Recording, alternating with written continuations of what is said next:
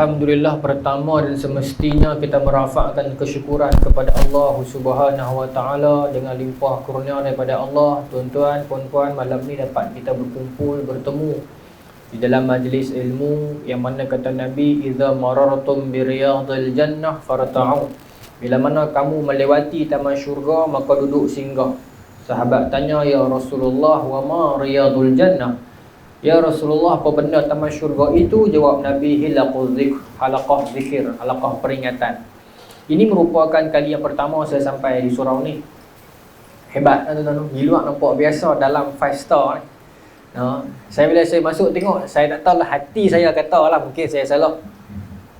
Surau ni dalam proses nak rebranding kot, nak imarah, tak tahulah, saya rasa lah macam nak main apa baru ni. Cara dalam ni nampak dia nak main satu keadaan di mana masa-masa depan nanti surau ni akan jadi top lah ni. Saya dah nampak lagu tu lah. Bila saya masuk tadi saya nampak mungkin ada usaha baru ke dan sebagainya. Nampak lagu, mudah-mudahan Allah permudahkan. Sebab cantik view ni surau ni. Duduk tadi nampak lawa. Cantik ni. Dengan UiTM pun dekat. Satu lokasi yang strategik lah. Dan nak dapat lokasi begini naik tangga supaya nak sah dulu-dulu tu kan. Dalam kampung tu kan mayang di atas. Kenangan. Mudah-mudahan tuan-tuan, Tuhan tempatkan tuan-tuan di tengah-tengah pekan bandang lagu ni. Mudah-mudahan ini jadi salah satu one stop center, insya-Allah. Mudah-mudahan. Tajuk yang saya dapat adalah untuk membicarakan tentang Al-Fatih. Cuma ialah tentunya tak sempat kita nak habis semua pasal Al-Fatih ni panjang. Tak apalah, malam ni saya nak bawa kepada tuan-tuan sedikit sebanyak yang boleh kita ceritakan tentang Al-Fatih, yang boleh dapat kita jadikan sebagai satu, orang kata apa ni, bekalan untuk kita, pedoman untuk kita iktibarkan bersama dalam perjuangan kita sehari-hari meniti hidup dunia pada akhir zaman ini tuan-tuan, yang penuh dengan likunya, yang penuh dengan fitnahnya, yang penuh dengan cabarannya. Hari ini pelbagai bentuk cabaran dalam dan luar yang membelenggu kita dalam kehidupan akhir zaman ini. Dan memang sunnatullahnya begitu, dan memang lumrahnya begitulah akhir zaman ini. Kita kena kuat. Muslimin, muslimat yang dirahmati Allah, Sultan Muhammad Al-Fatih ataupun namanya Muhammad kedua, Muhammad Al-Fatih ini ialah gelaran kepada dia kerana apa? Ada dua pendapat ahli tarikh, dua pendapat ulama sirah. Yang pertama tentunya kerana dia membebaskan kota Konstantinopel. Yang kata Istanbul hari ini tu dulunya Konstantinopel lah. Kota itu dibuka oleh Raja Konstantin dan dibinanya kota itu dalam tahun 300 Masihi. Lama lah, 300. Jadi disebut kota itu Konstantinopel, dan kota itu dibebaskan, dibebaskan oleh Sultan Muhammad kedua ni. Maka dia mendapat gelaran, terima kasih, dia mendapat gelaran Sultan Muhammad Al-Fatih. Al-Fatih isim fa'il, fataha yuftahu fathan, isim fa'il dia Fatih.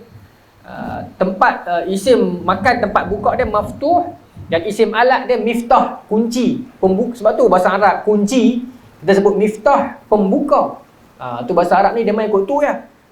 Kalimat asal dia kita panggil sulasi mujarrad. 3 huruf asal ni dia akan main ikut tu je tuan-tuan. Sajada yasjudu sajdan masjidun. Dia kata masjid semayang tu. Dia main ikut tu ya. Dia tak lari jauh kan.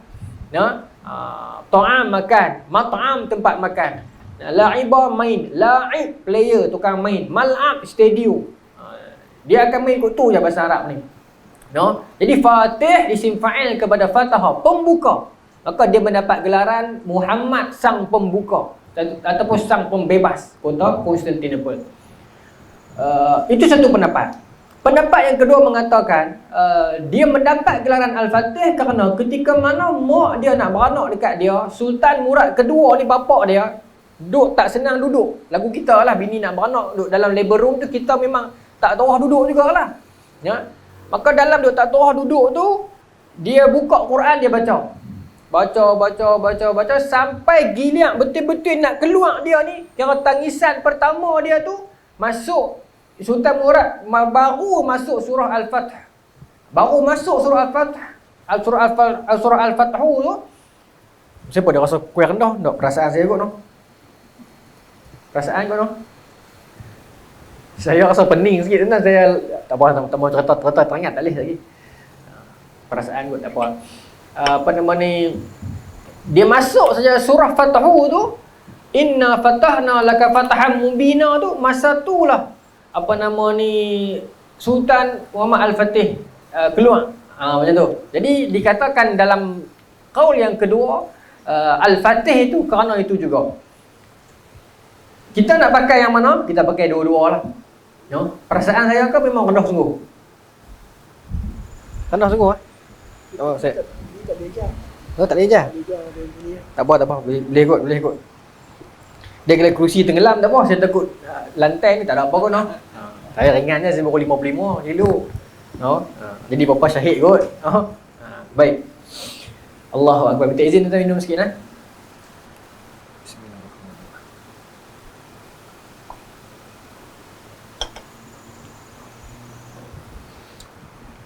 Saya pergi secara ringkas, tapi saya nak meliputi semua lah, macam tu. Adil sikit lah. Biar kita pergi secara overall, tapi kita touch sikit.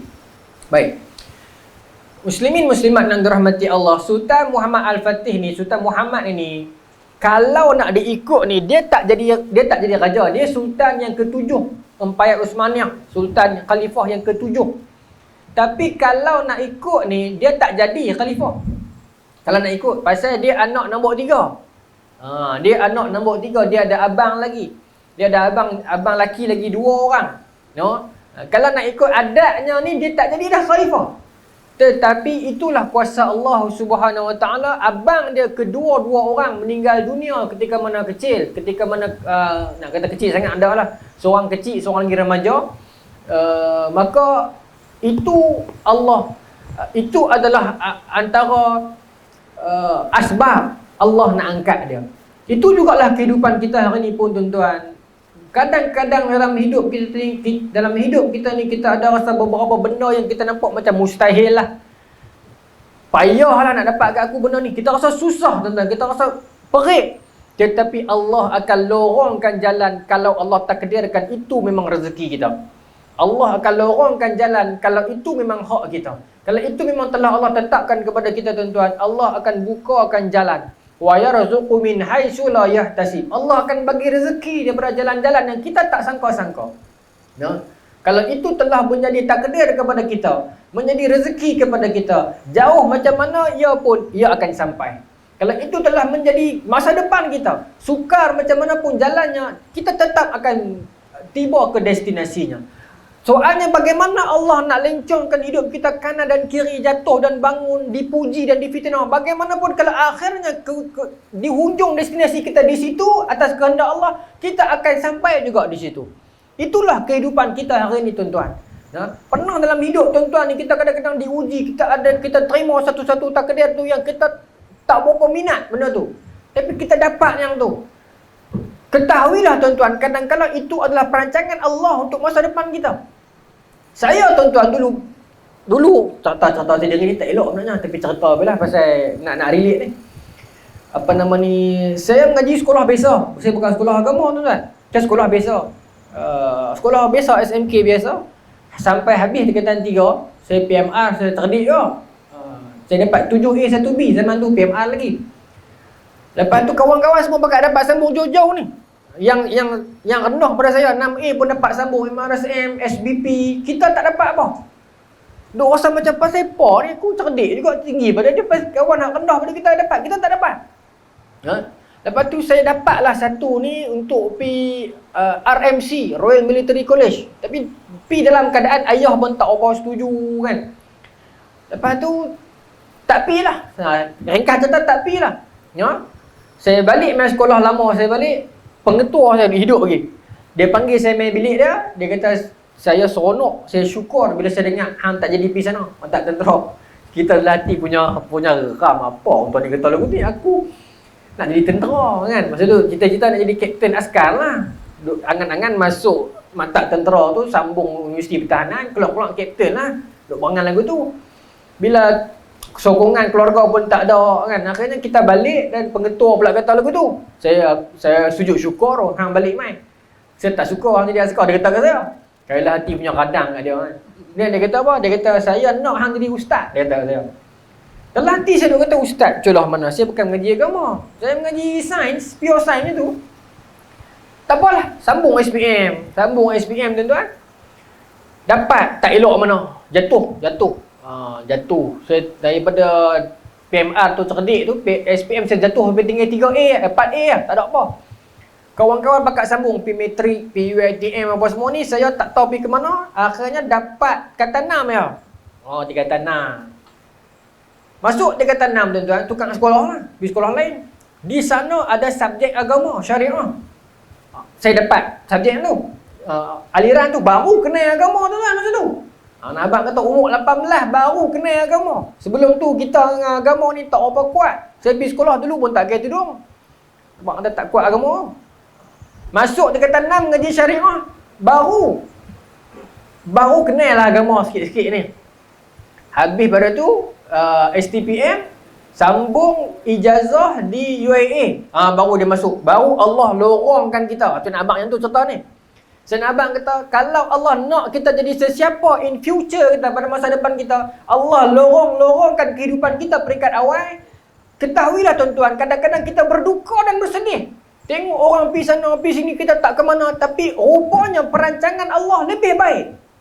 Kita tak pernah sangka nak duduk pada tempat ni pada hari ini. Dia tak sangka. Kalau kita mengenangkan hari ini kita nak duduk di sini, kalau kita tahu, mungkin dulunya kita tak sedih. Itu cerita saya tu. Saya dapat di UAE sambung 2010. Di sana baru kenal pula. Mereka mengaji dengan lecturer Arab ni, barulah kenal. Lagi dalam lah. Tapi bukan kos agama lagi. Habis saya keluar, ngajar di sekolah di Junjung. Saya sambung pula master di USM. Masuk terus bidang agama, masuk terus bidang hadis. Sebab apa saya boleh masuk? Pasal dulu di UAE ada Arab. Jadi dia boleh kono masuk. Maka tuan-tuan nak habang kata, bagaimana Allah melencong-lencongkan kehidupan kita yang kadang-kadang kita rasa sedih, kita rasa perik, tetapi sebenarnya itu sebahagian daripada roadmap perjalanan Allah nak letakkan kita di mana. Begitulah juga Sultan Muhammad Al-Fatih. Nampak adat kata nak nombor 3 dia tak jadi dah raja, tak jadi dah khalifah. Tetapi Allah takdirkan dialah yang naik jadi khalifah. Selepas abang dia meninggal 2 orang tu, dia pernah naik jadi khalifah 2 kali, pemangku. Zaman Sultan Murad kedua, ayah dia tu masuk bersuluk. Dia naik, tetapi kepemimpinan dia peringkat awal, agak orang kata nak kata cemerlang tak, nak kata teruk sangat pun tak. Tetapi beberapa kali, menteri-menteri yang tua ni, bukan saya kata lah, memang dalam kitab sebut, menteri-menteri yang tua ni pergi jumpa dengan Sultan Murad balik, kata, wahai tuanku, wahai khalifah, balik mai lah. Muhammad ni nampak tak boleh memimpin. 2 kali Sultan Murad terpaksa balik, naik balik jadi khalifah. Settlekan beberapa masalah, patah balik, pergi bersuluk pula. Pasal mereka ni sufi. Kebanyakan khalifah Utsmaniyah ni sufi. Baik. Lepas tu jadi pula kes, Sultan Muhammad tak boleh settle juga. Sekali lagi Sultan Murad turun. Jadi, image Sultan Muhammad ni masa tu agak rendah. Dan pada pandangan musuh Islam masa tu, kerajaan Rom Timur, kerajaan Kristian Timur, rasa lekeh. Nak ganti Sultan Murad nanti lekeh. Pasal Sultan Murad nama besar. Sebelumnya Sultan Bayazid semua ni nama besar. Sultan Muhammad Syalibi semua nama besar. Mai Muhammad ni alamak 2 kali dia naik orang reject dia. Kan, maka nampak tak ada apa. Sultan Murad kedua pun mangkat. Bila Sultan Murad kedua mangkat, orang putih seronok lah. Orang putih, orang Rom ni seronok. Kerajaan Konstantinopel dan kerajaan Kristian yang lain sekitar seronok. Pasal habis legasi raja-raja yang cekang, legasi raja-raja yang jenis-jenis Yahda ni tak ada dah. Nak ganti pun Murad, nak ganti pun Muhammad. Muhammad ni kita tahu dah lagu mana. Maka depa duk seronok. Depa duk seronok. Ini kah? Pakai ni lah. Tak apa. Depa duk seronok. Dalam keseronokan mereka itu, depa mula underestimate Sultan. Saya ganti dengan yang ni kah? Dua-dua pakai. Dua-dua pakai. Jadi ini saya letak lah. Buka baju. Okey. Boleh turun ni? Boleh. Saya bagi rendah sikit kot. Nak rendah ya? Ya, rendah sikit. Boleh tak? Kau ni lah. Apa saya jahat lagi? Ikut ni boleh tak? Tak apa tuan, patah tak apa nah. Boleh. Malu.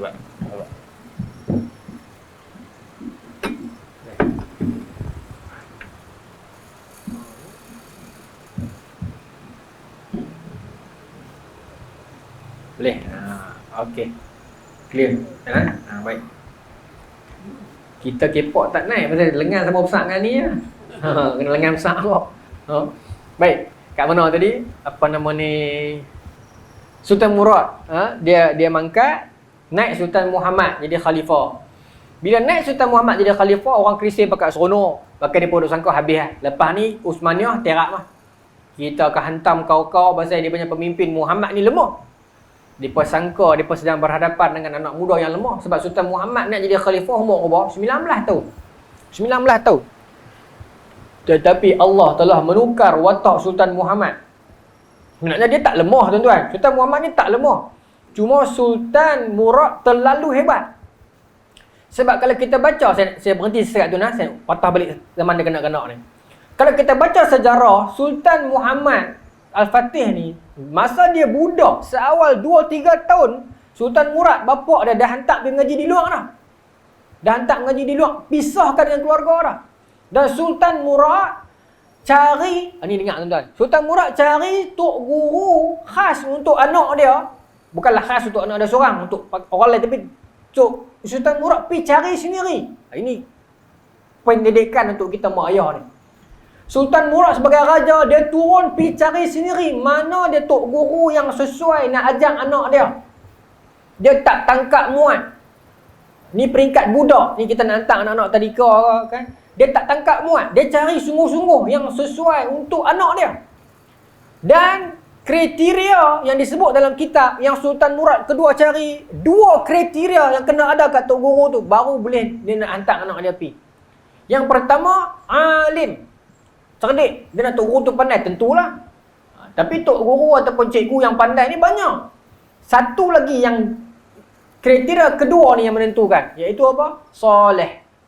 Alim wa soleh. Ini 2 ciri yang Sultan Murad nak ada pada tok guru anak dia. Sebab apa? Orang alim ramai tak tuan-tuan? Ramai. Tapi alim belum tentu soleh. Alim belum tentu berakhlak. Iblis alim. Tapi kealiman dia tu mengheret dia ke neraka. Berapa ramai orang yang pandai, yang akhirnya ditipu oleh ilmu dia, yang mana akhirnya ilmu itu mengheret dia ke neraka.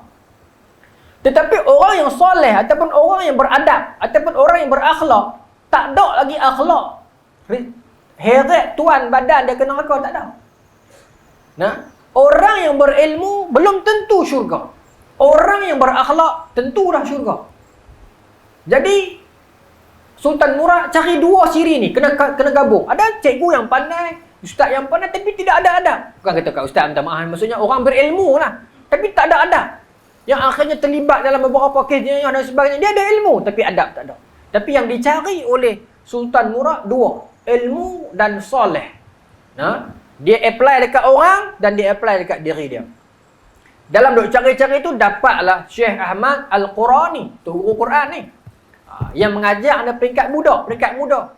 Nak habaq kata hebatnya Syekh Ahmad Al-Qurani ni tuan-tuan, bila mana Sultan Muhammad dibawa kepada dia, masa ni Sultan Muhammad kecil lagi, 4-5 tahun ni, kan muda lagi saya perasan. Maka Syekh Ahmad Al-Qurani beritahu dekat dia, wahai Muhammad, aku ditugaskan oleh ayah hang untuk mengajar hang. Masa ni dia ni kira budak yang orang kata apa, hyper sikit lah. Dengar tak dengar, sambil duduk berlari, tak jahat. Tapi cara budak-budak, tak boleh duduk setempat. Allahu Akbar. Tak boleh duduk setempat. Maka, dalam duduk lagu tu, Sultan Syekh Ahmad Al-Qurani duduk terang kat dia duduk kali. Kemudian Syekh Ahmad Al-Qurani kata, Pak hang, ni pak dia khalifah Sultan Murad kedua ni, pegang berapa banyak empayan, berapa banyak tanah ni. Besar pada Malaysia lagi ni. Pak hang abang, kalau hang buat tak kena, aku boleh rotan hang. Syekh Ahmad Qurani kata lagu tu. Dengar lagu tu, kawan ni putera raja. Maknanya pak aku meninggal, aku nak jadi raja. Raja ni Empayar Uthmaniyah, bukan raja negara kecil. Dengar kata rotan, Sultan Al-Fatih buat lagu ni. Macam tu. Lagu tu ya. Bukan dia buat-buat, terkeluar sendiri. Pasal dia terfikir, siapa nak rotan aku nak raja. Oh, nak kerja tuan-tuan jentik pun tak boleh. Kau berbeza pendapat dengan dia bang. Kan? Ni sebut ni kena tangkap pula ni. Ha? Bukan boleh. Kau boleh jentik. Ya, beza pendapat pun tak boleh. Ni anak Raja Usmaniyah ni, bila Syekh Ahmad Qurani kata aku boleh rotan hang, apa hang bagi? Sebut lagu tu, Sultan Muhammad yang baru 4 tahun, 5 tahun ni, dia buat. Lagu tu. Seolah-olah macam dia fikir, Allah, berani ke rotan? Seolah-olah dia tak kata lagu tu. Tapi bila dia, tu tuan-tuan, banyak masuk tu. Oh tuan-tuan. No? Tu masuk banyak tau. Banyak masuk. No? Kadang-kadang manusia ni, Allah ciptakan kita unik. Kadang-kadang hanya dengan kalimat yang sama, dia boleh memberikan maksud yang berbeza.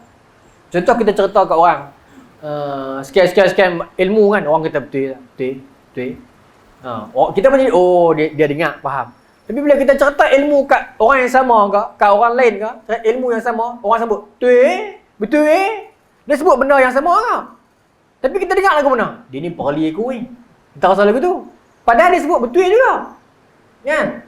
Seorang kata, betul. Kita rasa, sedap lah kita cerita kat orang.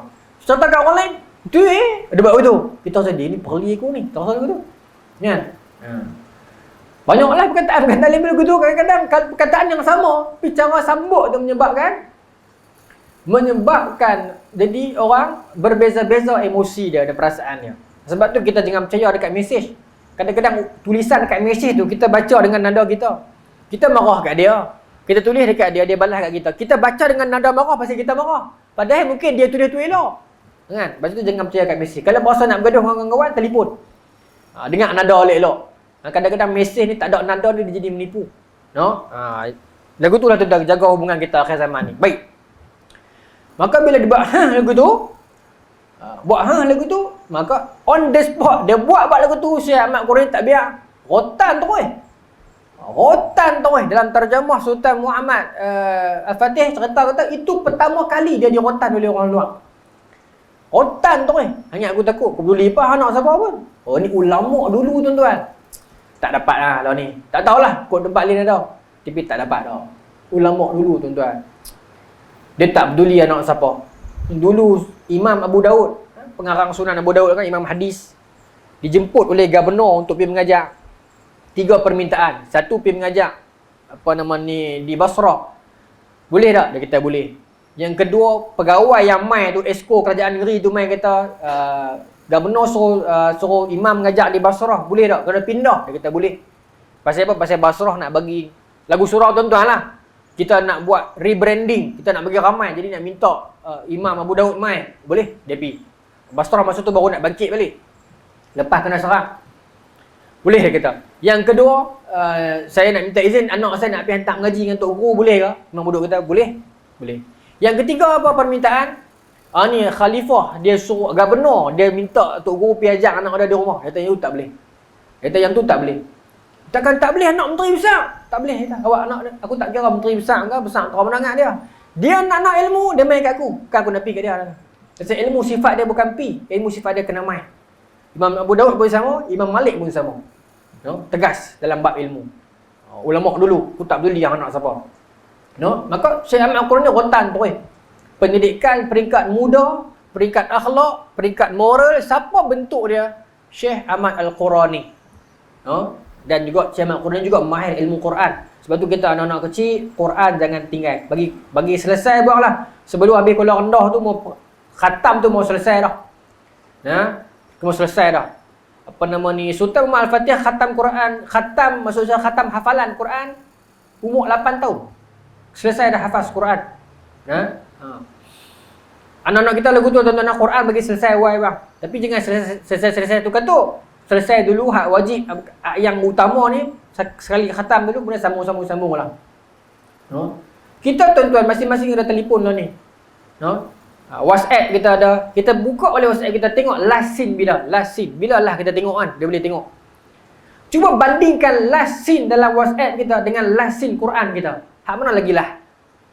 Kena saya berani sebut pasal saya buat, alhamdulillah lah. Ustaz buat, saya buat. Sikit pun tak apa tuan-tuan, kena buat. Maksudnya last scene kita tengok telefon dengan law tak ada channel kan, law lagi lah telefon. Tapi last scene telefon dengan last scene Quran. Hak mana lagi lama? Tentulah telefon lagi sah. Tapi jauh tak beza dia. Quran last scene tengok bila? 3 tahun lepas. Nanya tuan-tuan. Quran untuk telefon lah tengok bila? Seminit tadi. Jauh habis dah. Buka. Internet kita ada bookmark ataupun kita ada history. Yang lah kita buka apa? YouTube tuan-tuan. YouTube ni kita buka apa rajin. Lepas tu kita buka balik. Apa yang keluar di wall kita tu adalah apa yang rajin kita buka lah. Apa yang rajin kita buka dia akan suggest kat kita lah. Dia tahu karakter kita macam mana. Dia akan buka lah saya apa dia. Takut kat contoh tuan saya pelik-pelik pula lagi. Ni dia. Evolusi KL Drift. Tengok keluar ni. Ustaz Afifi Don, Arwah Bali. Ni apa dia ni? Apa nama? Muka saya pun ada. Lagu ni lah saya ni. Okay, ni. Betul, speaking Mandarin. Ini ni ni. Ni apa nama ni? Expander. Tengok ni dia keluar. Kereta. Apa yang kita rajin tengok, hatu dia keluar, kan? Maknanya kita rajin tengok apa dia keluar. Dan kita rajin tengok. No? Quran pun begitulah tuan-tuan. Kita kena buka rajin tengok satu. Tak boleh satu muka satu ayat jadi ya. Tapi jangan putus dia. Biar saya kata dalam YouTube ni ada yang benda lah kita tengok dan kita ada bookmark. Maksudnya penentu dah lah kat mana. Quran pun tuan-tuan biar bila kita ever ready. Sambil sembang boleh kata hang Quran muka surah apa dah lah ataupun tak ingat surah apa dah lah. Aku An-Nisa. Jadi maksudnya kita ada ni hang baca apa dah lah. Tak ada. Di rumah kita Quran kita tak ada penunjuk kita duduk di mana. Yang tu tak syok lah tuan-tuan. Tak ada, balik buat. Bagi mula buang. Tak banyak tak apa. Janji kita ada penunjuk tu di mana. Mudah-mudahan kita mati dalam keadaan kita dalam perjalanan duk habis Quran ni. Kita tak tahu nak mati bila kan. Kita mati dalam keadaan penunjuk kita tak habis lagi. Dalam perjalanan nak habis Quran. Mudah-mudahan kita mati atas jalan-jalan Allah. Kita buat. Saya Allah, patah balik Al-Imran dah. Duk sambung-sambung. Tak banyak orang kadang-kadang tak dan sehari setengah muka pun kadang-kadang kerja kalau kan. Tapi bagi doa biar kita berhenti. Okey, aku surah apa? Sambil sembang boleh sembang. Hang lah aku lah An-Nisa. Aku lah Waqiah. Biar kita jadi perbualan kita ni. Sama-sama orang surau ni. Jadi perbualan kita. Masing-masing di rumah balik cek penunjuk dia lah kat mana. Dan pastikan penunjuk tu bergerak. Tak laju lambat pun tak apa. Janji ada penunjuk. Jangan Quran ada saja. Penunjuk tak ada, apa tak ada. Tak ada. Kalau buka Quran pun bahasa Yasin ni ya. Tapi tak ada satu perjalanan dia sendiri duk mulang satu-satu muka surat. Tak ada. Buat tuan-tuan. Buat. Pastikan kita buat. Baik. Boleh lagi nak? Maka habis mengaji dengan Syekh Ahmad Al-Qurani, dia pergi sambung dengan Syekh Syamsuddin Al-Wali. Ini tok guru dia yang kata sekolah menengah ni, yang kata murabbi dia. Syekh Syamsuddin Al-Wali inilah yang duk hari-hari duk taruh otak dia ni, duk bagi tahu hanglah Al-Fatih yang disebut oleh baginda Nabi sallallahu alaihi wasallam. Hanglah. Nabi sebut la tuftahannal Qastantaniyah, akan dibuka Konstantinopel. Wala ni'mal amiruha. Sebaik-baik raja adalah raja yang buka Konstantinopel tu. Wala ni'mal jaish, zalikal jaish. Sebaik-baik tentera ialah tentera yang terlibat dalam pembukaan kota itu. La tuftahanna. Tuan-tuan, kalau kita terjemah dalam bahasa Inggeris, dia adalah future tense, iaitu akan dibuka.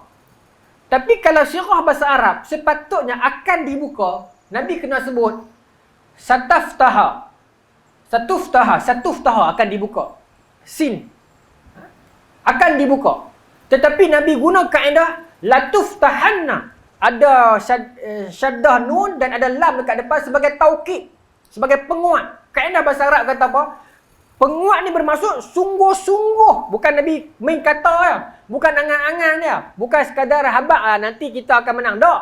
Memang confirm. Jadi terjemahan yang betulnya adalah sungguh memang satu hari nanti Konstantinopel benar-benar akan dibuka. Itu latuf tahanna. Ada tekanan, ada taukid kat situ. Maksudnya Nabi bukan kata saja, memang nanti akan ada orang buka. Dan orang yang buka kota itu sebaik-baik raja. Dan tentera itu sebaik-baik tentera. Ni kita nak kenal tentera dengan orang tu. Saya pi terus masa tu no. Kita nak pi terus. Nanti tuan-tuan tuan-tuan cari lagi lah yang lebih panjang story dia. Ni saya main malam ni saya nak cerita sikit peribadi dia, sikit pasal hadis dan ini juga pasal proses nak buka Konstantinopel ni, pasal tajuk kita kan strategi dia kan. Maka tuan-tuan kita balik yang tadi balik. Bila dia naik jadi khalifah, orang Kristian seronok. Depa sangka lepas ni boleh taruh orang Islam, kaum-kaum yang boleh perendah orang Islam, tetapi depa silap. Depa pandang rendah kepada Islam. Depa pandang rendah kepada Islam, akhirnya depa kena. Dulu begitu juga zaman perang salib. Zaman perang salib begitulah, depa pandang rendah kepada Sultan Salahuddin Al-Ayyubi. Sebab Sultan Salahuddin Al-Ayyubi ni tuan-tuan, asal dia lembut. Ni sejarah dah. Sultan Salahuddin Al-Ayyubi tu dia lembut. Asalnya nama dia Yusuf. Jadi bila orang Syiah pakai undi dia, duk sangka dengan dia lembut, orang boleh atok dia. Tapi bila dia naik jadi gubernur, dia tukar jadi keras. Dia tukar jadi cekang tu. Jadi warrior tu. Allah boleh ubah orang tuan-tuan. Allah boleh ubah orang.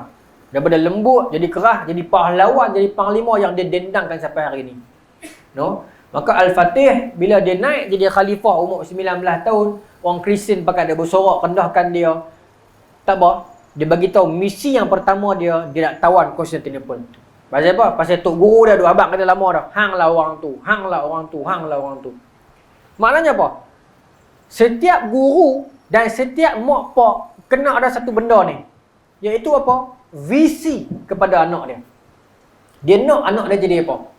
One day dia nak anak dia jadi apa? Bukan dia menentukan cita-cita anak dia tak, tapi aku nak kurang-kurang anak aku nanti ni dia jadi tok guru besar. Aku nak kurang-kurang anak aku nanti ni dia boleh ubah kampung ni. Itu masuk visi. Misi, visi cara nak capai dia. Itu. Sultan Murad memang install dah benda tu dalam jiwa Al-Fatih daripada kecil. Lepas tu dia hantar tok guru dia parti semua. Kita pun ada anak-anak kecil ni, walaupun dia 4 tahun, 5 tahun, 3 tahun, kita sebut tak apa. Dia akan lekat. Walaupun dia tak ingat, dia akan melekat. Dia akan melekat. Kita kena ada dah. Termasuk tok guru tu sendiri. Tok guru tu sendiri. Bahkan Syekh Aq Samsuddin Al-Wali siap mangkit tahajud. Doa by name. Sebut nama Al-Fatih dalam sembahyang tahajud dia. Dalam doa lah. Doa. Ada tak cikgu-cikgu, tok guru yang sebut nama anak murid in particular ni? By individually. Tak tahulah kalau ada. Sebut satu-satu nama. Pasal sayang tu beza guru, mudarris dengan murabbi. Murabbi ni dia nak bawa anak murid dia kepada Rabb, kepada Tuhan. Dia bukan ajak saja, dia duduk sekali, dia didik, dia sayang, dia doa. Ni Syekh Aq Samsuddin Al-Wali. Dia doa dan dia sentiasa peringatkan misi kepada Al-Fatih. Sebut dalam kitab syirah Dr. Muhammad Shalbi, dia Ahmad Salabi ni dia sebut dalam kitab syirah lah. Lupa nama ni. Dia Syekh Aq Samsuddin bawa Al-Fatih masa remaja naik ke bukit, tengok Constantinople, tengok Hagia Sophia tu. Masa tu gereja lah. Maka Syekh Samsuddin Al-Wali tanya Al-Fatih, wahai Muhammad, tu benda apa tu sana tu? Apa jawapan Al-Fatih? Itulah tempat yang akan saya tukar jadi masjid, dia kata. Maknanya dia dah install dalam jiwa dia dah. Jadi kita naik kereta dengan anak petang-petang, tengok kereta mahal lalu. Kan, tanya anak dia, abang tu kereta apa tu? Anak dia kata, kereta tu lah yang akan cek bawa nanti ayah. Maksud saya macam tu. Maksud dia dah install lah siap-siap ke anak dia ni. Tapi kita tu minta maaf sebut. Anak kita mengaji dapat teruk sikit. Kita naik kereta tepi jalan, tengok orang kutip sampah, kita kata apa? Hang tak mengaji dia elok esok ni lagu tu. Tunjuk orang kutip sampah. Sebab kita ni kemas sangat. Ni tak? Kalau kita tak pernah buat, kita mesti dengar ada orang buat lagu tu. Hang tak mengaji dia elok esok ni lagu tu. Maka anak kita ni akan tanam dalam kepala dia, hak kutip sampah ni teruk. Kalau dia takdirkan dia kutip sampah, dia akan rasa apa? Dia akan rasa teruk. Lepas tu dia akan jadi rasa dihina oleh masyarakat lah. Tapi beza dengan pendidikan orang negara maju. Bila anak dia buat balik keputusan yang tak elok, rendah, dia akan tanya anak dia, abang, hang buat ni the best tak? Hang pulun yang terbaik tak? Pulun. Tapi dapat gagal ke ayah? Tak apa. Yang penting ayah nak dengar, hang buat yang terbaik dah. Tapi kalau cek kutip sampah macam mana ayah? Tak apa. Kalau hang kutip sampah, hang akan jadi kutip sampah yang terbaik. Sebab tu negara dia tak ada sampah. Maknanya dalam kepala dia, aku kerja apa pun, ini bukan hukuman untuk aku. Ini memang profession aku akan buat dengan penuh passion, aku akan buat betul-betul. Tu pendidikan di sana, dia belah Finland, lepas semua lagu tu, dia didik anak dia apa. Lagu tu cara dia. Maka installkan visi. Visi tu kena ada. Mak pak kena ada visi. apa nama ni, cikgu-cikgu, tuan-tuan kena ada visi kepada anak murid dia dah. Dia install siap-siap. Imam Abu Hanifah, dia ada anak murid dia 2 orang. Qadhi Abu Yusuf dengan Muhammad bin Hasan Syaibani. Begitulah dia install siap-siap. Imam Malik anak murid dia Imam Syafi'i. Imam Syafi'i anak murid dia Imam Ahmad. Imam Ahmad anak murid dia Imam Bukhari, Imam Muslim, Imam Abu Daud, Imam tu lah. Imam 6 sekutub sitah tu. Semua anak murid Imam Ahmad. Dia maksudnya dia ada visi benda tu. Imam Abu Hanifah satu ketika tengok Qadhi Abu Yusuf anak murid dia sakit. Dia doa kepada Allah, ya Allah, anak muridku ni aku target nak ganti aku nanti. Dia sebut. Mudah-mudahan Allah pelihara dia. Sakit tu sakit nak mati dah tuan-tuan. Tapi takdir Allah berkat doa Imam Abu Hanifah, elok balik Qadhi Abu Yusuf. Tok guru dia ada visi benda tu kat anak-anak murid dia. Maka Syekh Samsudin sentiasa duduk beritahu benda tu kat Sultan Al-Fatih. Selalu bawa motivasi, tunjuk motivasi. Tu benda apa tu? Tu tempat tu yang cik nak tukar jadi masjid. Tu apa tu? Tembok tu yang cik nak palai buang nanti ni. Tu apa tu? Batang sadip tu yang cik nak patah buang. Macam tu. Dia bagi psikologi begitu. Sampai bila Al-Fatih naik, benda pertama yang dia nak buat, dia nak serang Konstantinopel. Konstantinopel tuan-tuan, saya sebut tadi dibina tahun 300 Masihi. Dia cuma relai tahun 1453. 1453. Betul? Kan? 1453. 1200 tahun tembok tu tak pernah runtuh. Dan serangan terhadap tembok tu kecil dan besar makan dekat 70 kali pun kena serang. Yang besar ni tuan-tuan daripada zaman apa nama ni Muawiyah. Jadi khalifah Umayyah dia hantar anak dia Yazid bin Muawiyah pi serang. Serangan yang besar-besaran ni pi. Yang ikut pi perang masa tu nama dia apa? Nama dia Abu Ayyub Al-Ansari, sahabat Nabi. Umur dah 80 tahun dah masa tu. Umur dia 80 tahun dah. Dijumpa dengan Yazid, anak Muawiyah, dia kata pakcik nak ikut pi perang, pi serang Konstantinopel ni. Yazid kata pakcik 80 dah. Tak apa aku nak pi juga. Pasal apa dia nak pi juga? Pasal dengar janji Nabi tu. Kalau kota tu terbuka, raja tu sebaik-baik raja, tentera tu sebaik-baik tentera. Dia nak jadi sebahagian daripada itu. Tapi dia meninggal, dan sebelum dia meninggal, dia riwayat kata dia meninggal atas kapal. On the way nak pi. Sebelum dia meninggal, dia pesan kepada anak-anak muda tentera ni, simpan jenazah dia berdekatan dengan pintu gerbang, pintu tembok Konstantinopel. Dia nak dengar tapak kaki raja tu nanti. Lepas tu bersilih gantilah raja datang serang, tak makan cekak tuan-tuan. Musalmah bin Malik, Harun Ar-Rashid, berapa banyak khalifah pergi serang. bin Yazid, Sultan Murad kedua sendiri 2 kali pergi serang, tak makan cekak, tak loot kota Konstantinopel tuan-tuan. Nak loot lagu mana? Kota dia 3 tingkat, 18 meter tinggi. Tingkat yang pertama kolam, dalam berapa meter? 8 meter pada dalam, lebar berapa meter pula. Tingkat pertama, tingkat 2 pemanah, tingkat ketiga pekerja macam-macam saya tak apa ya, tapi tebal tinggi. Tak loot lah. Kalau lepas hak pertama pun, nak hadap hak kedua. Dia tembok 3 tingkat. Dia buat lagu tangga. Masing-masing tebal, masing-masing lebar. Tak makan cekak kan. Sultan bin Yazid, Tok Wan kepada Sultan Muhammad serang. Tak jadi apa. Padahal warrior dah tu. Sultan Murad kedua, ayah dia serang. Tak jadi apa. Harun Ar-Rashid sebelumnya zaman Abbasiyah serang. Tak boleh kok. Rupanya, orang yang akan membuka itu, ini dia. Muhammad Al-Fatih ni. Jadi misi pertama dia kata aku nak bebaskan kota ni. Tapi sebenarnya mula-mula dia naik, minta maaf sebut orang, mula-mula dia naik, dia rombak kabinet dulu. Dia rombak kabinet dulu. Apa nama ni, menteri-menteri yang tua ni, yang lama nampak dia ni, dia tak buang, tapi dia bagi jadi, maaf sebut tuan-tuan, kedutaan. Pergi duduk jauh-jauh sikit. Jangan duduk sekali. Tak tahulah, bagi saya pun saya setuju dengan benda tu. Pasal bila hampa duduk sekali, hampa dah lama dalam kerajaan. Pengaruh hampa besar, banyak dah. So hampa boleh buat macam-macam. Okey. Jadi dia tak buang, tapi hampa pergi duduk jauh-jauh. Dia tinggal seorang Halil Pasha. Ishaq Pasha semua dia hantar pergi jauh-jauh. Dia ambil yang muda. Zaganos Pasha. Dia ambil yang muda duduk dengan dia. Bergabung dengan Halil Pasha ni. Duduk sekali. Baik. Maka tuan-tuan, apa nama ni, dia bentangkan kepada para menteri dia, saya nak serang Konstantinopel. Maka menteri dia macam ni rasa macam, hak warrior sebelum ni berapa orang punya raja serang tak loot, tiba-tiba umur 19 tahun ni nak serang. Tak apalah, ikutlah.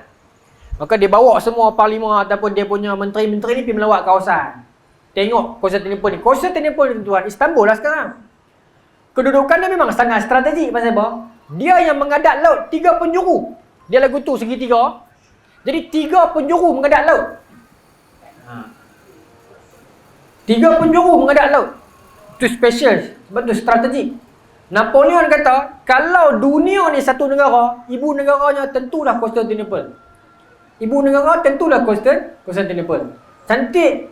Contoh pergi Istanbul sekarang lah, saya tak pernah pergi. Saya baru tengok orang duk pergi, lawa. Tempat dia lawa. Maka tuan-tuan, maka dia pergi tengok, maka dia kata, law ni lagu ni, dia kata. Kenapa yang buat susah sangat nak serang, tak menang-menang, dia kata. Kalau aku pakai strategi ayah, Tok Wan aku dah sebelum-sebelumnya, kalau aku akan kalah juga. Pasal aku ulang skrip yang sama. Jadi aku kena ubah strategi macam lain. Maka dia perhati dia satu tembok, Honolulu Hisari kan, iaitu benteng Honolulu. Honolulu ni bahasa, tak tahu bahasa Turki kot. Tapi terjemahan dia Anatolia. Tembok belah Anatolia. Honolulu ni Anatolia lah. Dia kata tembok ni belah kita. Apa nama ni, Tok Wan dia buat. Tapi tembok ni ada sebelah lah. Jadi kalau bantuan daripada Rom Barat mai nak bantu Konstantinopel, boleh lah. Kita tak boleh halang. Pasal tembok duduk sebelah kan. Lagu ni, belah sini. Dia kata kita kena buat satu lagi tembok belah sini. Tengok tuan-tuan. Tuan-tuan faham tak saya nak bagi gambaran kat tuan-tuan ni? Sini Konstantinopel ujung ni. Saya bagi bahasa mudah ke tu. Tok Wan dia buat tembok kat sini, masa duk serang dulu. Tapi tak makan cekak sebab apa? Tembok ni tak ada. Minum sana. Bismillahirrahmanirrahim. Saya tunjuk terus lah. Ni Konstantinopel. Konstantinopel sini. Tok Wan dia buat tembok kat sini. Abang nak bantu serang. Tapi tak menang juga pasal apa? Pasal ni Kristian Barat duk main tolong lalu pun ni. Jadi yang ni pun kena panah juga. Yang ni kena panah, yang ni tentera Islam duk ni kena kepung. Kalau. Jadi dia kata, aku nak buat satu lagi tembok. Di mana? Di belah sini. Di belah sini. Okay. Jadi tembok Anatolia, senang abang, belah Asia. Jadi dia nak buat tembok belah sini. Dia buat tembok nama tembok Rumeri. Rumeri ni sebenarnya main perkataan Rom, belah tanah Rom. Bukan tanah dia, tanah orang. Bukan tanah orang pun. Konstantinopel, tembok dia lagu ni, pusing sampai ke sini, sampai ke sini. Okey. Tembok dia. Maksudnya tanah ni tanah kosong. Tapi belah Konstantinopel lah, tapi belah tanah kosong. Jadi dia buat. Bukan orang Konstantinopel punya, tapi belah depa. Dia tak beli, dia buat. Dia buat tembok Rumeri ni tuan-tuan. Raja Konstantinopel tengok, hantar surat dekat dia. Kata, hang ni budak hingusan mana ni? Duk taduk main duk pacak apa piling buat dekat tanah aku. Kan? Dulu dia kata, Tok Wan hang nak buat tembok belah rumah hampa pun tanya aku dulu. Dia tengok tu, korang ajak tak, korang ajak. Tok Wan hang dulu nak buat tembok belah tanah hampa. Tapi main tanya aku dulu. Hang boleh main pacak simen apa konkrit dekat tanah aku, hang buat tak tahu lah. Kata lagu tu kat dia. Dia balas balik apa tuan-tuan? Dia kata tu Tok Wan aku. Ni aku bukan sama, dia kata. Ni bukan tanah hang. Tanah hang kat belakang tembok, hang menyorok belakang tembok. Ni tepi pantai, aku peduli apa? Dia buat, dia tak peduli. Dan tuan-tuan, dengan surat dia itu, Raja Konstantinopel ni jadi terkejut. Apa budak ni jadi pelik ni? Dulu dia lembek. Maka Raja Konstantinopel hantar lagi surat. Peringatkan dia. Peringatkan dia macam-macam ni tentang perlunya kedamaian apa semua ni. Dengan duk biar jadi huru-hara kawasan kita ni. Hampa dah ada tempat hampa dah. Di Eden, di semua Anatolia semua ni. Duduklah dia kacau kami buat apa kan. Duk habaq perlunya kedamaian. Maka Al-Fatih badah lagi. Nak kedamaian senang. Lo tembok aku tak siap lagi ni. Tumpang tak siap lagi. Hang surrender kat aku. Tak kena perang. Siap belanja. Tapi kalau hang kacau, siap tembok aku, hang boleh sakit. Al-Fatih tak peduli. Umur 21 tahun masa tu. 21 tahun. Baru boleh daftar undi kan. Baru boleh daftar undi masa tu. Ya. Cengih. Dia lawan dengan raja berapa puluh tahun tu. Raja Empire Kristian yang sangat besar. Empire Konstantinopel ni. Dia tak peduli. Dan tuan-tuan, yang ajaibnya Allah Ta'ala campakkan rasa gerun dalam hati musuh. Yang ni yang kita tak ada hari ni. Tu ya tuan. Yang ni yang kita tak ada. Ya. Dalam hadis Nabi katakan yushikul umamu an tada'a alaikum kama tada'al akalatu ila qasyatiha kan. Orang akan mengkerumuni kamu seperti mana orang mengkerumuni talam-talam hidangan mereka, musuh-musuh kita lah. Ya. Wala yakhzifannallaha fi suduri aduwikum al-mahabata minkum. Dan Allah akan cabut rasa gerun musuh terhadap kamu dalam hati depa. Musuh tak jadi takut kat kita dah, kan? Dulu depa takut. Kita nak lawan dengan Amerika. Amerika kelang kapal senjata berlambak ni. Macam mana nak buat bagi Amerika kalah dengan kita? Senang ya tuan-tuan. Allah campur rasa takut dia kat mereka. Habis. Mereka nak start enjin jet pun tak berani. Dia jadi anxiety. Dia takut. Boleh buat tak? Boleh buat.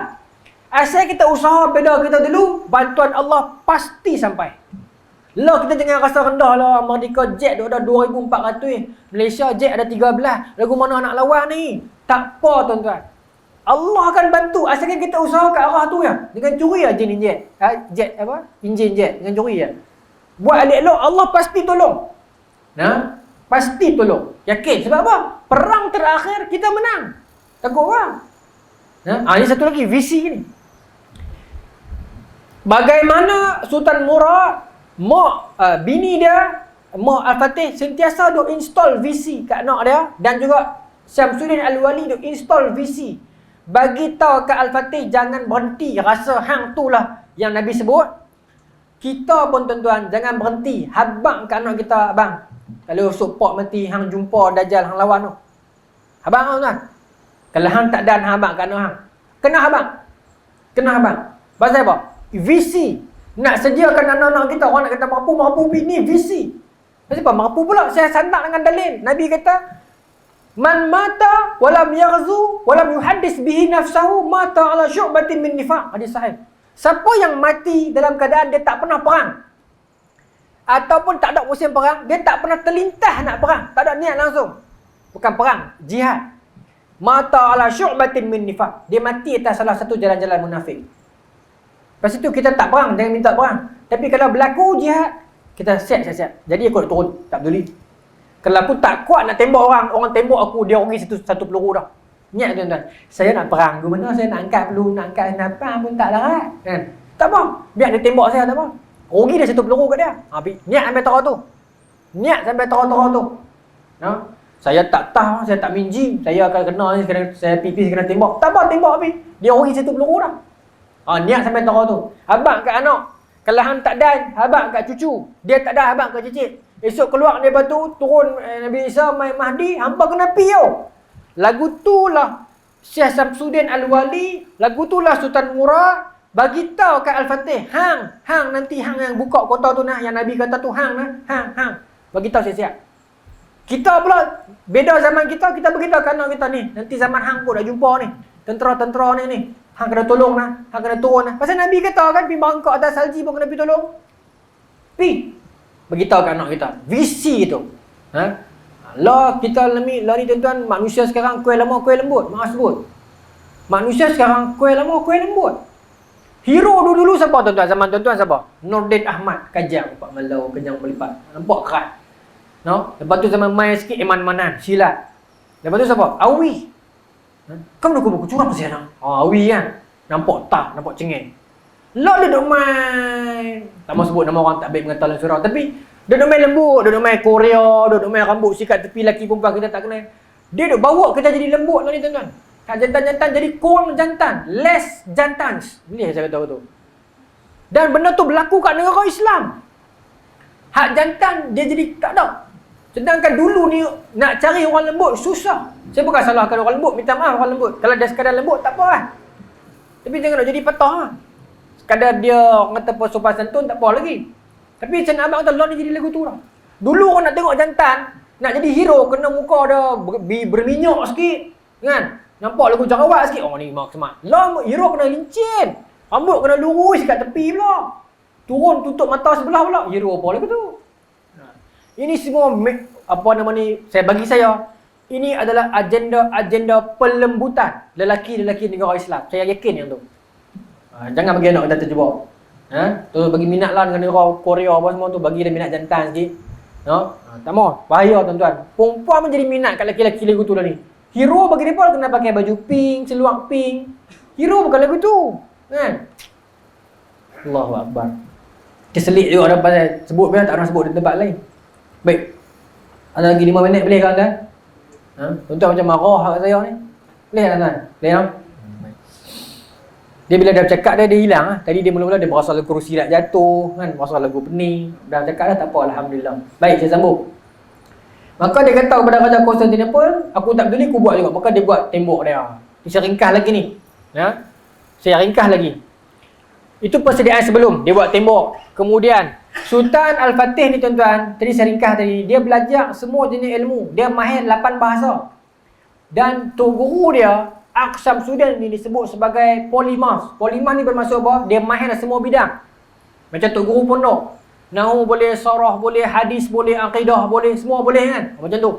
Tapi Syekh Syamsuddin dia mahir semua bidang, bermaksud bidang agama boleh, matematik boleh, fizik boleh, bahasa boleh. Itu Syamsuddin Al-Wali. Maka Al-Fatih mahir semua bidang. Saya akan buktikan selagi dalam sirah kenapa kata dia mahir.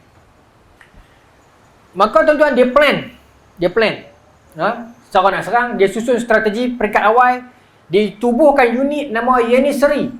Yenisri ni, Yeni bahu, Seri askar bahu. Unit yang menempatkan 700 orang. Senang abang, komando lah. Askar dah ramai dah, tapi dia kumpulkan elit yang kecil. Yang elit ni tuan-tuan, dia fokus betul-betul. Tahajud, hafal Quran, akhlak elok, dia jaga betul-betul. Kenapa dia pilih tahajud? Pasal hadis Nabi. Nabi kata, syarafal mu'min qiyamul lail wa 'izzuhu istighna'uhu 'anil nas. Orang yang qiyamul lail ni dia mulia dan kekuatan dia tak perlu bergantung dekat orang. Dia kuat. Dia kuat physically and mentally. Orang yang tahajud ni, orang yang qiyamul lail ni. Tak mampu qiyamul lail, mai subuh jemaah. Pasal dia kira fizikal dia kuat dan isyak jemaah. Baik. Tuan-tuan, unit ni.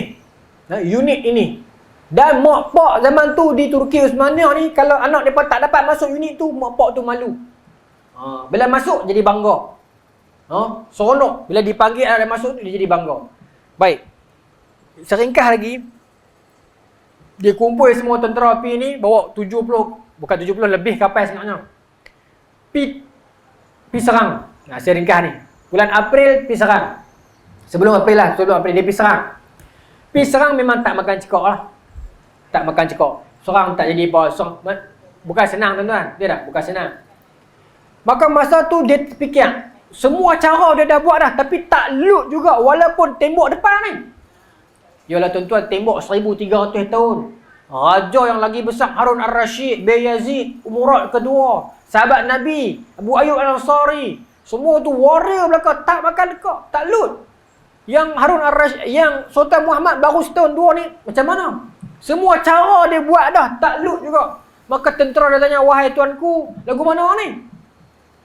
Maka dia kata apa? Aku dah guna semua cara dah, tapi tak makan cekok je. Tak loot juga tembok ni. Maka apa kita nak buat? Tentera dia tanya. Dia jawab apa tuan-tuan? Tawakal lah dia. Aku dah buat dah. Fa iza azamta fatawakkal 'ala Allah. Aku dah buat dah. Tawakal. Allah pasti tolong punya. Tentera tu nak tolong macam mana ni? Tunggu, kita nak, tak apa, tunggu dia. Tunggu. Lah ni fasa apa? Fasa tunggu dia. Kita dah ketiak dah. Tak boleh juga. Kita niat baik. Niat kita bukan nak letak nama kita. Niat kita nak bagi hadis Nabi tu betul. Tak mau kelak orang kata Nabi yang cakap kosong. Tak, itu niat dia tuan-tuan. Niat Sultan Al-Fatih kenapa dia berjaya? Itu niat dia. Dia bukan nak letak nama dia. Dia nak bagi satu hari nanti orang tak kata Nabi cakap, tak ada orang sambut. Dia tak mau. Itu niat dia. Pasal tu Allah bantu dia. Niat dia baik, usaha-usaha dah. Tak loot juga tembok tu. Akhirnya bila tentera tanya, dia kata apa? Kita tunggu. Tunggu tawakal. Allah pasti tolong. Yakin dengan Allah tuan-tuan. Allah pasti tolong. Pasti. Ya, Allah tak pernah biar kita susah tuan-tuan. Ya, kita pernah nak lapar? Pernah? Allah biar tak? Dah. Mati ya kita? Tak mati. Kita pernah nak susah tuan-tuan? Kita rasa macam, biar aku ni, mampu ya aku. Bahasa orang utara kan. Kita pernah kata begitu? Mampu ya aku kali ni, nanya aku, mampu ya. Mampu ya? Tak mampu ya? Elok lah ni. Pelan-pelan Allah tolong kita bawa keluar. Kita tak perasan pun. Itu Allah kan. Lembut. Tolong kita bawa keluar. Lalu kita duduk solok balik. Pernah kita dalam keadaan kita rasa macam serabut, tak boleh keluar kan? Mampu orang buka cari aku ni apa. Allah elok Bawa tuan. Bagaimana Allah keluarkan kita daripada masalah kita? Elok Tu Allah tuan. Janji pinjam lagi dia, pinjam lagi sikit. Baik, apa nama pasal tak habis pasal nak pergi serang tu. Saya mungkin tak pergi sampai menang, saya nak pergi pasal proses strategi tu. Okey, jadi plan dia. Yang kedua, dia kata tawakal. Betul tuan-tuan janji Allah, seorang lelaki Hongaria, orang Kristian, nama dia Orban. Dia ni pakar senjata. Dia pergi jumpa dengan Raja Constantinople, dia buka dia punya proposal, dia kata ni dia tuanku, saya ada plan nak bawa senjata ni, bagus ni tuanku. Nak berlawan dengan orang Islam ni kira bagus Ni tuanku nak beli tuanku nak beli projek ni, tuanku bayar sikit saya buat. Kristian masa tu gah pada nama, duit tak ada.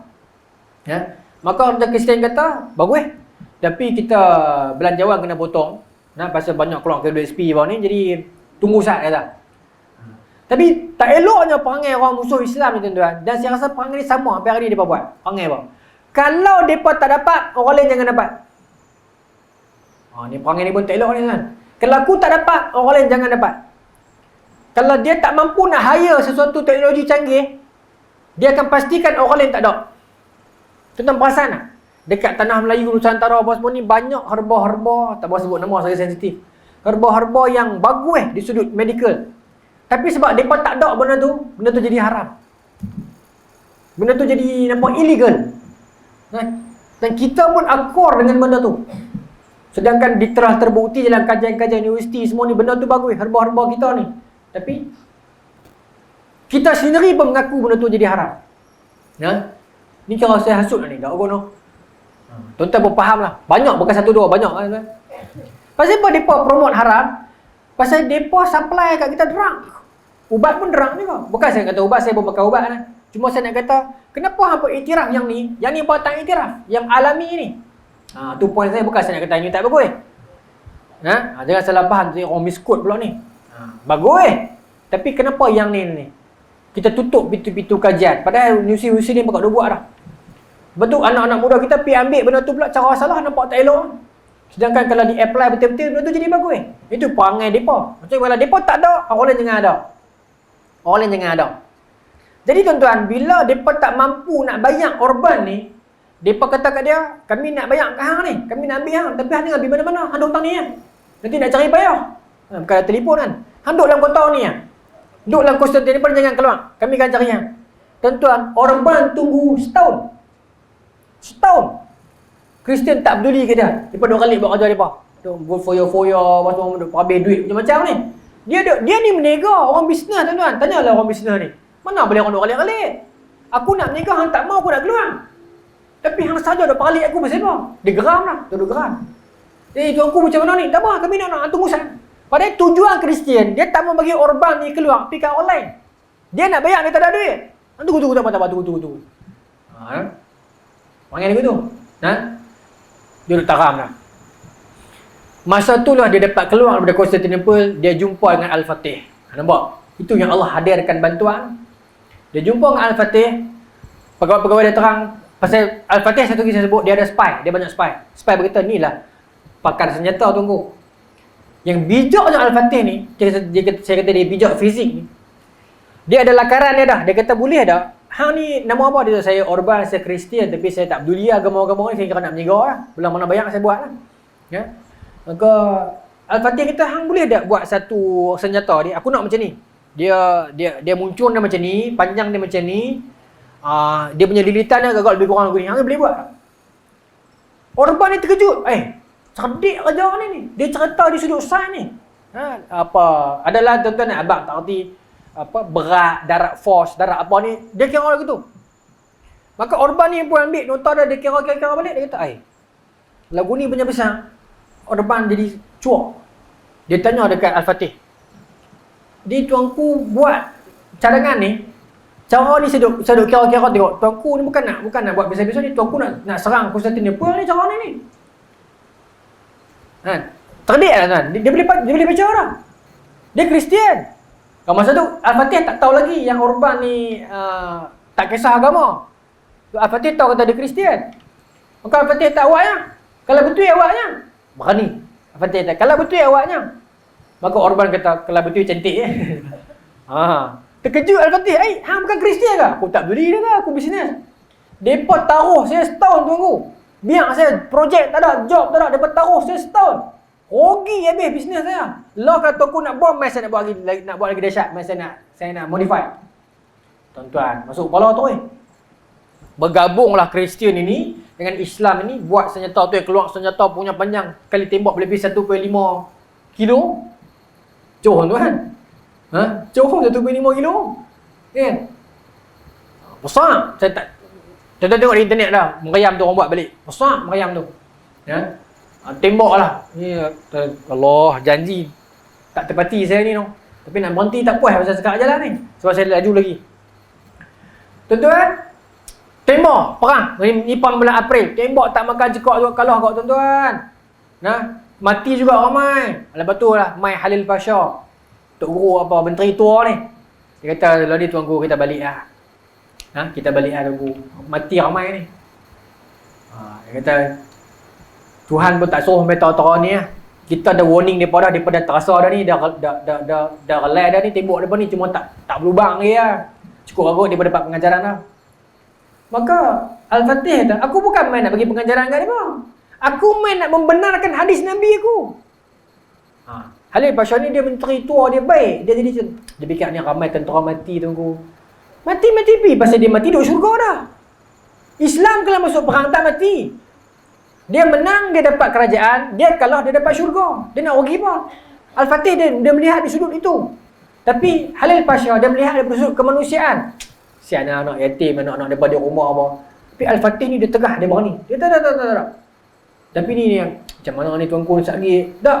Maksud dia apa tuan? Al-Fatih dia tak pentingkan apa? Politics. Dalam politics dia ada populis, dia ada dasar populis. Dia buat satu-satu benda yang orang suka. Walaupun benda tu tak elok tapi orang suka dia buat. Betul tak tuan? Al-Fatih dia tak peduli. Dia penting prinsip. Maka dia panggil semua tentera mai, dia kata siapa nak balik tanya? Siapa tak mengaku? Saya ringkas serta dia pun serang lagi lah. Lepas tu dia berlaku perpindahan kapal. Dia berpindah 72 kapal tu cross bukit ni. Satu malam kan. Kapal naik bukit. Kapal tolak naik bukit. Turun pergi balik belah sana. 72 kapal. Berapa lama? Satu malam kan. Bila orang Kristian Konstantinopel bagi tengok di balik tembok kapal tak ada dah. Tengok tembok belah situ dia. Kapal duduk belah sini. Dia pun tengok kapal duduk belah sini, dia pun kata apa? Okey, mulai saat ni Konstantinopel dah kalah. Kapal pun dia berkali rabat bukit tuan-tuan. Nak lawan ke mana puak ni? Masa contoh kapal sebenarnya, mereka duduk serang. Tembok ni kuat, tak boleh lawan lah. Tembok ni less. Lah macam pagang sekolah lah, depan tebal, tepi ni kurang sikit kan. Jadi mereka nak pergi ke sini tak boleh. Pasal ada rantai. Contoh dia ada rantai, jadi tak ada jalan lain lah. Kena naik, kena rabat kot darat lah. Maka Al-Fatih dia kata rabat kot darat.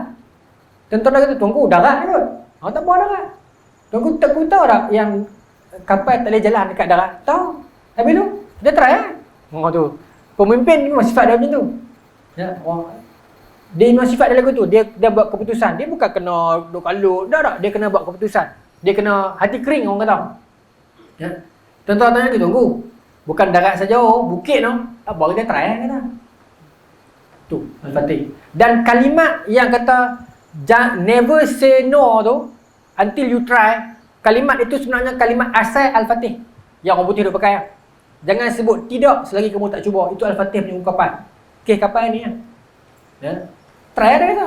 Tuanku, bukit tu. Bukit-bukit tak bawa boleh kot. Lagu tu. Buat juga. Dia kerak pokok, dia lomok minyak, dia gelek. 72 kapal besar lintas bukit turun balik sana satu malam. Dan itulah rekod yang menyebabkan sampai hari ni orang Kristian seluruh dunia kata Al-Fatih telah potong Napoleon. Sebab dalam dunia Kristian, Napoleon ni kira panglima paling hebat. Napoleon berjaya bawa kapal redah ribut. Dia berkata. Tetapi Al-Fatih berjaya bawa kapal redah darat lagi gila. Kata kat darat, bukit tu Lepas tu dia pemenang. Panjang lah tapi lepas tu dia pemenang. 1453. Perjuangan dia 1453. Dia beranak berapa lah? 1432. Berapa tahun umur dia masa menang? 21 tahun. Dia berjaya membebaskan Constantinople. Dan alhamdulillah sekarang Turki Islam, Istanbul Islam, dan Turki pintu masuk Eropah. Kita punya talan hayat juga tu. Lepas tu EU, Eropah tak berani nak korang ajak dengan Turki. Yalah ada pro and con benda ni, saya faham isu politik, tapi lokasinya strategik. Dia di hujung. Apa-apa pun kena main lalu kot dia. Lepas tu kita ada kekuatan tu. Wallahu taala alam. Tuan-tuan, mudah-mudahan ada jodoh dan rezeki kita bertemu lagi pada masa depan. Tuan-tuan kalau nak pergi lebih detail, di YouTube ada ceramah saya pasal Al-Fatih ni, ada tuan-tuan type, ada yang secara detail. Ada. Abang Jack pun ada, Masjid Ilmu pun ada, ada lah tuan-tuan type. Al-Fatih ada, Empayar pun ada. Itu lebih detail lah saya cerita, saya ada grafik pun semua. Ni pasal kita kuliah, saya tak boleh cerita dalam sangat, dia panjang. Kita buat pun ada 23 episod, nak cerita 1 jam tak ada. Wallahu taala alam. Tuan-tuan teruskan usaha yang baik yang tuan-tuan buat di surau ni. Wallahu taala alam. Assalamualaikum warahmatullahi wabarakatuh.